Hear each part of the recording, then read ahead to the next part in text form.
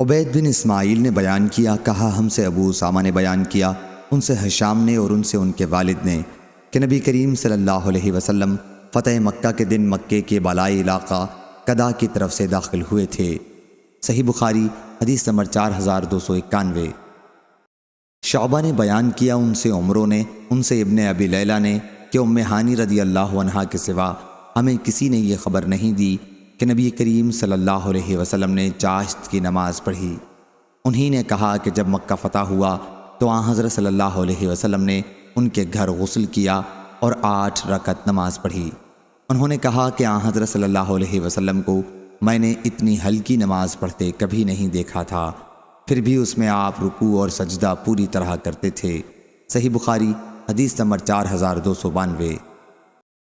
حضرت عائشہ رضی اللہ عنہا نے بیان کیا کہ نبی کریم صلی اللہ علیہ وسلم اپنے رکوع میں اور سجدے میں یہ دعا پڑھتے تھے۔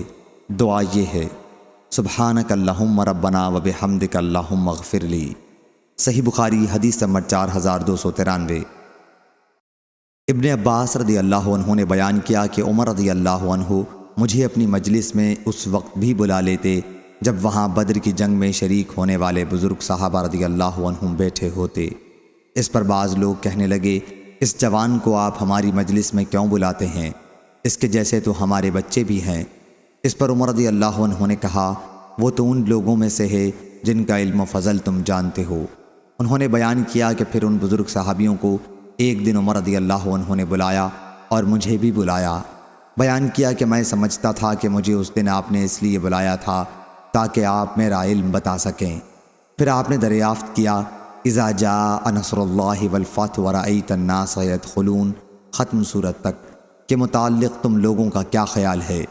کسی نے کہا کہ ہمیں اس آیت میں حکم دیا گیا ہے کہ ہم اللہ کی حمد بیان کریں اور اس سے استغفار کریں کہ اس نے ہماری مدد کی اور ہمیں فتح عنایت فرمائی۔ بعض نے کہا کہ ہمیں اس کے متعلق کچھ معلوم نہیں ہے، اور بعض نے کوئی جواب نہیں دیا۔ پھر انہوں نے مجھ سے دریافت کیا، ابن عباس کیا تمہارا بھی یہی خیال ہے؟ میں نے جواب دیا کہ نہیں۔ پوچھا، پھر تم کیا کہتے ہو؟ میں نے کہا کہ اس میں رسول اللہ صلی اللہ علیہ وسلم کی وفات کا اشارہ ہے کہ جب اللہ تعالیٰ کی مدد اور فتح حاصل ہو گئی، یعنی فتح مکہ، تو یہ آپ کی وفات کی نشانی ہے۔ اس لیے آپ اپنے رب کی حمد اور تسبیح کریں اور اس کی مغفرت طلب کریں کہ وہ توبہ قبول کرنے والا ہے۔ عمر رضی اللہ عنہ نے کہا کہ جو کچھ تم نے کہا وہی میں بھی سمجھتا ہوں۔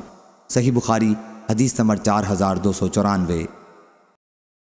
لیث بن سعد نے بیان کیا، ان سے مقبری نے کہ ابو شریح عدوی رضی اللہ عنہ نے مدینے کے امیر عمرو بن سعید سے کہا، جبکہ عمرو بن سعید عبداللہ بن زبیر رضی اللہ عنہ کے خلاف مکے کی طرف لشکر بھیج رہے تھے، کہ اے امیر، مجھے اجازت دیجیے کہ میں آپ سے ایک حدیث بیان کروں جو رسول اللہ صلی اللہ علیہ وسلم نے فتح مکہ کے دوسرے دن ارشاد فرمائی تھی۔ اس حدیث کو میرے دونوں کانوں نے سنا، میرے قلب نے اس کو یاد رکھا، اور جب حضور اکرم صلی اللہ علیہ وسلم ارشاد فرما رہے تھے تو میں اپنی آنکھوں سے آپ کو دیکھ رہا تھا۔